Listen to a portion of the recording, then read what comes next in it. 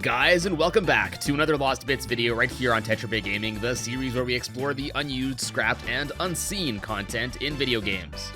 Hitting store shelves and dual screens everywhere in 2005, with great gameplay, modes, one of the first Nintendo Wi-Fi connection games, and snaking, to this day, Mario Kart DS continues to be the favorite Mario Kart game for many, and it's a video so many of you have been endlessly asking for. In this video though, I'll be solely focusing on the game's prototypes, cause hot dang, there's definitely enough here for a standalone video. And really quick, if you do end up enjoying this video, consider subscribing. Only about 5 out of 1,000 viewers end up subscribing, and new subscribers and likes help the channel grow every day, and I really appreciate it. Thanks. So let's take a trip back to 2005's retail store DS demos. It's time to find some lost bits. Alright, so like I said, before we get to the final release of Mario Kart DS, for this first video, let's talk about some of the game's pre-release prototypes. The first and earlier known build of the game comes from a cart that's thought to have been used as the demo at European stores or Nintendo event kiosks, and it has the build date of April 28, 2005, almost 7 months before the full launch of the game. Now this build lacks any sort of character or course select screen. The player the game chooses for you is random, and only 8 courses are normally playable here, and will always play in the same order. Interestingly, by default, this demo is designed to only be playable with multiple people, and without another DS nearby, the game will just hang on the copyright screen. Thankfully though, there is a workaround for this by using some cheat codes, which is great since it's pretty tough to find a second player to play this with. Anyways, with this cheat, a debug menu can be called, which thankfully unlocks much more of this build. Unfortunately though, there's no interface for it, so thankfully they're documented and I just had to keep track of where I was in the menus, but I guess at first you just had to guess and check. In addition to being able to play the demo in single player, you can also choose between playing the versus or battle mode, as well as actually choose which character, cart, and course you want to play with. You can even access some unused courses, but that's something we'll talk about more in the video on the final release of the game. A lot of the differences between the demo and the final game are also present in the next demo we'll be talking about, but this one in particular has one difference in that Donkey Kong is referred to just as Donkey, instead of just DK as seen in the final build. This can also be seen in this graphic featuring all the names meant to be used in the character select screen. Of course, since there is no proper character select screen in this demo, this goes unused. And now onto the other prototype. This is a demo build of the game built on May 30th, 2005, and it was used at some kiosks in North America. Here we have plenty of differences from the final game. For starters, the title screen is different, as we can see that this build didn't use the updated logo for the game yet. The menu for selecting which cup to race on is also quite different here. Instead of the item logos, this demo contains neat graphics of Yoshi and Toad holding a star with the first letter of either the Nitro or Retro cup. I like these, it's too bad they were scrapped. The font for the stages is also visibly different, and interestingly, Figure 8 Circuit used to spell out the word 8 instead of just using the number. Moving on to the character select screen, here we can too see that it's quite different. The background color is changed, the select character font is changed, the character icons aren't as socially distanced as the final ones, and the demo has the old Mario Kart DS logo down in the bottom right here.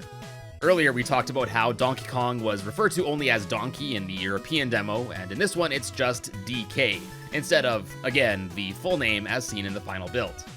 Furthermore, the graphics seen on the DS menu when inserting the game cart is quite different, as well as basically all of the item icons.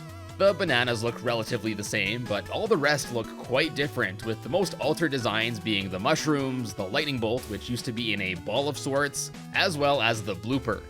Also, they took away the star's smile. I guess there's no happiness allowed here. Then, the gradient color for the countdown numbers appears to have been changed, and also instead of start, this build uses go instead. Similarly, the numbers and windows for the bottom screen rankings also appear altered here. And speaking of the countdown at the start of the race, left over are also textures for a streetlight. This was seen used in pre-release footage of earlier builds of the game by Lakitu to count down the race as seen in prior games in the series. But ultimately this was changed in favor of just the numbers. Sorry, pal. Moving on, there are earlier versions of the fireballs used in Wario Stadium, the Goomba animation and sprites are a tad different, and the shine sprites in this build are just a simple rotating 2D sprite. Similarly, the coin in this build is also just a rotating sprite, and even more interestingly is that the sprite used is the star-centered coin design as seen in Super Mario 64. This was eventually changed to the simple line design we typically see nowadays. Lastly, the sprite for Blooper appearing to ink the screen was different here. This guy goes unused since the Blooper item wasn't yet fully implemented in this build, but yeah, it's just quite different. Just like in Mario Kart 64 and Double Dash, apparently Mario Kart DS 2 was once planned to have the option of having a speedometer on screen. Now this demo contains an unused texture where this can be seen, but a more basic one could also be seen in pre-release footage of the game from the 2005 Game Developer Conference. Why exactly this part of the heads-up display was completely scrapped without just being an option is unfortunately unclear. Okay, now moving on to the 3D side of things, this demo also has several early versions of models that would see an update in the final release.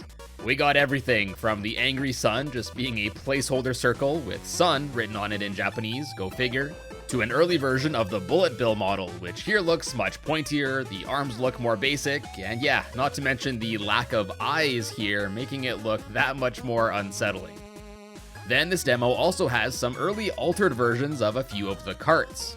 This includes an early version of the Light Tripper, the four-wheel Cradle, which lacks much of the frame of the final and has a much smaller set of front wheels, the Brute, which has a completely different design here, the Egg 1 used to have pink spots and a green trim rather than green spots with an orange trim, and lastly, the Tyrant appears much less menacing in this prototype with its paper-thin claws at the front here. Not intimidating at all. This demo build also has early versions of the bumper things as well as the flippers as seen in Waluigi Pinball. For both of these versions, you might be wondering why they seem so much taller in the final release, and this is actually done to simulate the reflection on the ground. Instead of there actually being a reflection, the model is just half above and half below the plane here to trick players into thinking the objects are being reflected. And last up for the models that are different in this demo is this yellowish car, which apparently got quite the makeover. It's probably just pareidolia, but I'm seeing faces here. The prototype car appears much more relaxed, while the final one looks like it wants to just straight up punch me in the face. Then, as far as objects that go unused, even in this build, we got a 3D version of the swoopers seen on Banshee Boardwalk, a cactus meant for desert hills, and finally this checkered test block. This test block is apparently a placeholder version of a block seen in Bowser's Castle, and interestingly, this block is also present in the files for Delfino Square in this demo. Now let's talk about some unused and altered audio tracks. Generally, this demo uses several instrument styles similar to those heard in Mario Kart Double Dash. This would make sense, since I'm sure development of Mario Kart DS likely started not long after the release of Double Dash. In the interest of time, I won't be going over all of the audio differences, but if you're interested in giving them a listen, as usual, I'll leave a link to the Cutting Room Floor page down in the description. So first we have an alternate, more jazzy sounding version of the track used in Waluigi Pinball and Wario Stadium.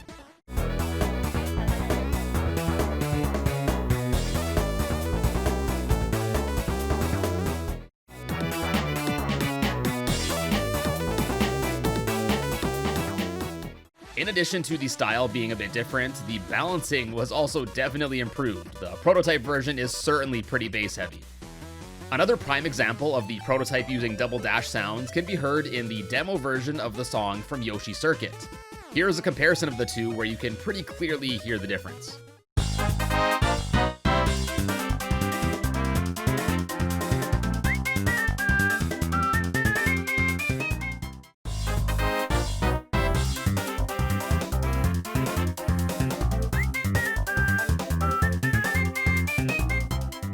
One of the biggest differences, however, is heard in the music for Figure 8 Circuit, or Mario Circuit.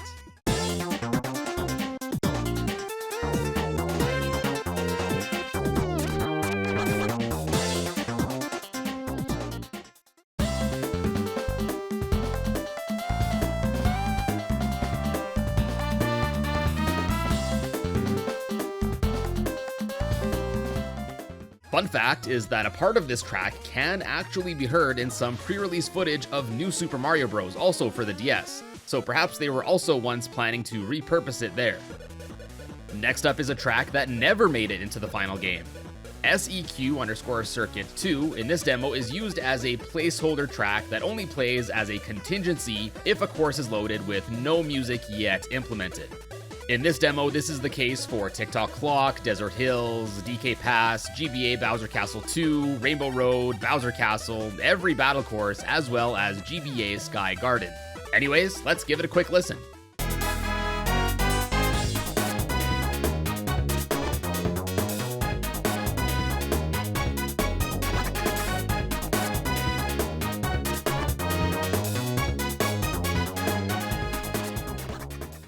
Now, those were the music tracks from the courses, but some fanfares and sound effects were also altered or scrapped.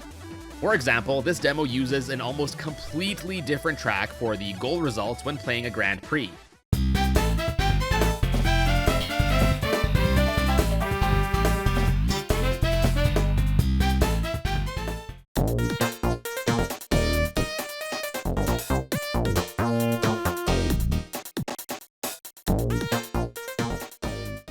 Then, for sound effects, there are some menu selection sounds,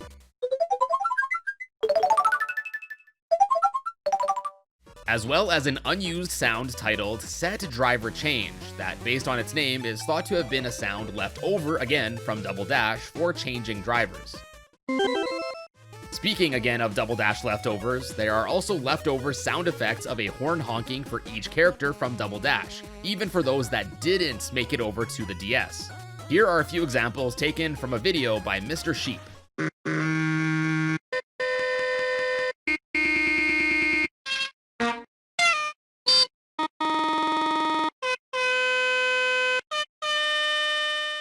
And last up for the sound effects, although they're pretty hard to hear over the background music, in this demo, Donkey Kong actually uses sound effects not from Double Dash, but rather directly from Donkey Kong 64. Cool!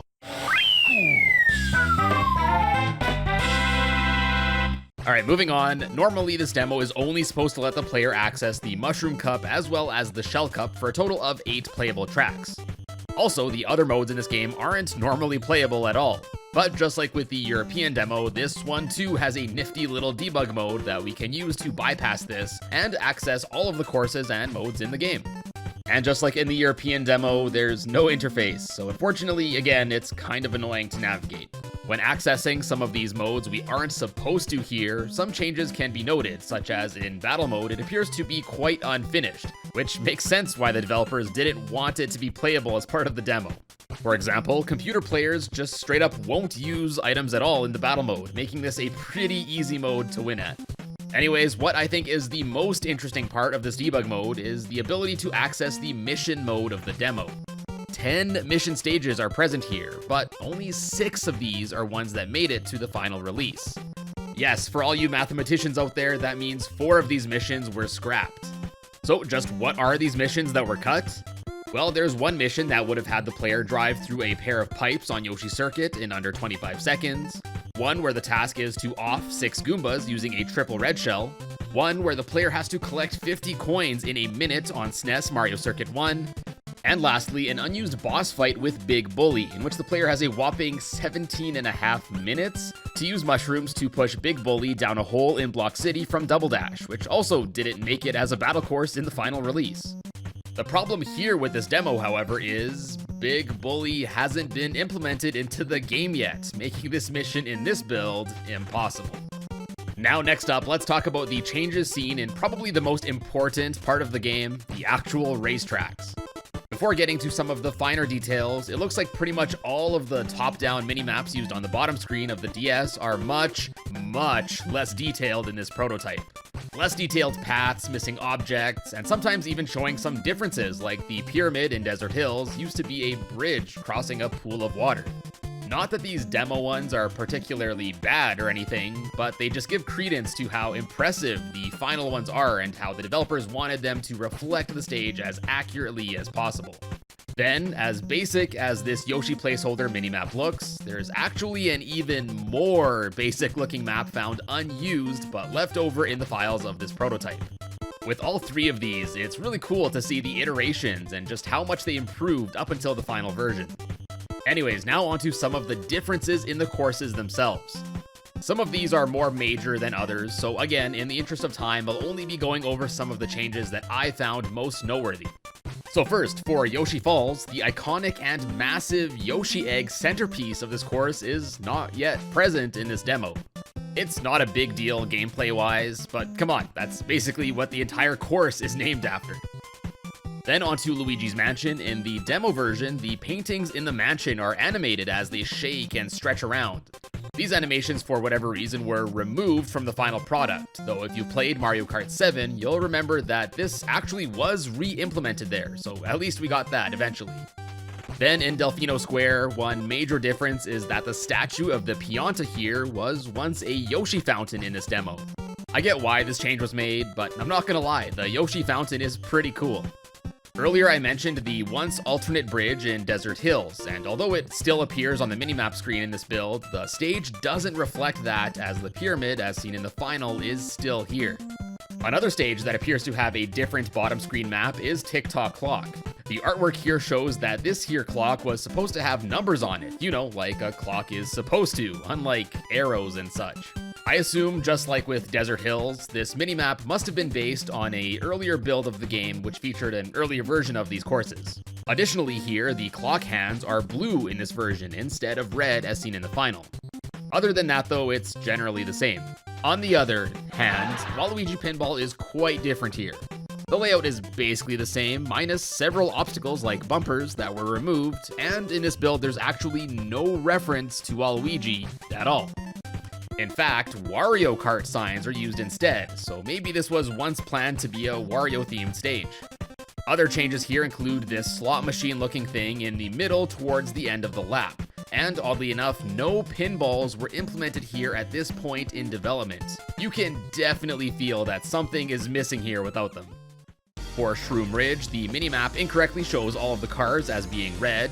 The cliffs here have a different rock texture, and the trucks with the Cheep Cheeps market them as being flesh instead of fresh. Okay. Then for the retro tracks, Choco Mountain from Mario Kart 64 actually uses the signs only seen in the Japanese version of that game. I went over this in my recent Mario Kart 64 Lost Bits remake video, but basically the signs used in the Japanese version of Mario Kart 64 were parodies of existing brands like Mobile and Marlboro. Now these were changed in the international releases of Mario Kart 64, so it's interesting to see these reappear here. And finally, for battle mode courses, Blockfort's color scheme is very slightly different. This version of Pipe Plaza appears in a much less finished state as the pipes don't work and overall collision here is a mess. And lastly, the Nintendo DS stage is different in that here it uses a daytime sky background rather than being in space. It has the Nintendo DS logo on the screen instead of the Mario Kart DS title screen. And lastly, the bottom screen is recessed, just like a real DS. But this was changed in the final version as there it's completely flat. Now the other battle mode tracks apparently weren't ready yet for this build, as the rest of the courses just default back to GameCube's Block City, which like I said earlier is a battle course that was scrapped before the final release. Next up, there are several text references to several characters in this build that weren't yet implemented, such as Rob, Waluigi, Daisy, and Shy Guy. On top of that though, is a character that appears to have been planned but never made the cut. Now this character was Professor Egad from the Luigi's Mansion series. He was ultimately never finished for the game, and instead was replaced apparently by Dry Bones. Also, Shy Guy is more than just referenced here, as there's also a very, very low poly model of a green Shy Guy left over. As you might know, Shy Guy is only playable in Mario Kart DS via single card download play, so this might suggest that Shy Guy was at least once planned to just be another normal character.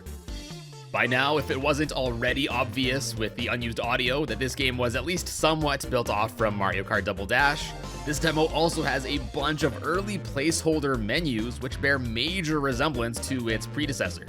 There's a character select menu background, these character portraits which look very similar to those in Double Dash, and a kart selection and stats screen which straight up just uses the graphics of the fire kart from Double Dash. Additionally, there are screens for a main menu, a menu choosing the speed to play at, what seems to be a file select screen, a confirmation screen with a red background, perhaps a confirmation before deleting a save file or something, as well as a very basic looking menu to select which cup to play. While these are all pretty basic, they give us a glimpse into a very early build of the game that I don't believe we have ever publicly seen. I truly hope there's a prototype cart of this build out there in the wild somewhere, and hopefully one day it can get dumped so we can maybe see some even earlier versions of the courses, as well as the exact extent to which Double Dash had influenced the development of Mario Kart DS at the time. But until then, we basically have the next best thing, a ROM hack, where the builds prior to the ones that have been dumped have been recreated, as you've kind of been seeing me play throughout parts of this video. Moving on, we got several early menus, which although aren't normally accessible in the demo, can again be seen with some action replay codes. First off is a really early version of the game's emblem editor, one of my favorite features of the game. Now here, the editing options appear to be more limited, but in fact, this prototype version is actually a bit more advanced, as the paint bucket has 3 different modes to it, 2 which aren't used in the final game. The color palette is also a bit different, and yeah, there actually just aren't many similarities here to the final. Next up, we have a communication error and general test screen mode. Here we can see the test screen for when the game encounters a wireless communication error, with the red text at the top just being the first 15 characters of the Japanese hiragana alphabet. Then there's a test of the bottom screen map where we can see the early iteration of Yoshi Circuit, and lastly is just a black screen.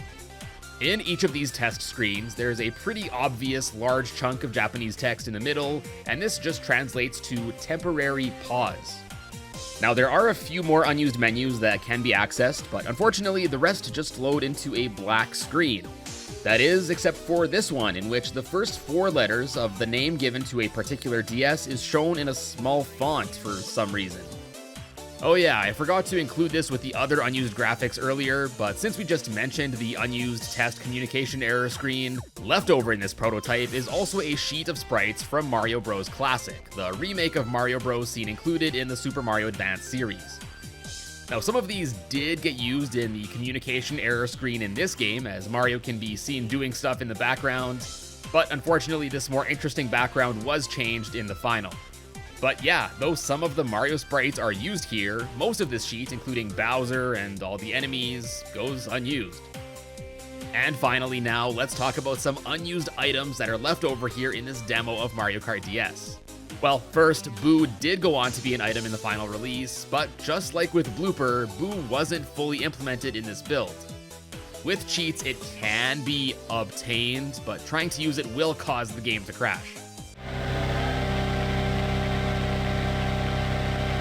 Then next up is the Chain Chomp item, which was once slated to make a return from Double Dash. It can be seen in this demo scrolling by the item roulette when hitting an item box, but it is never actually normally obtainable.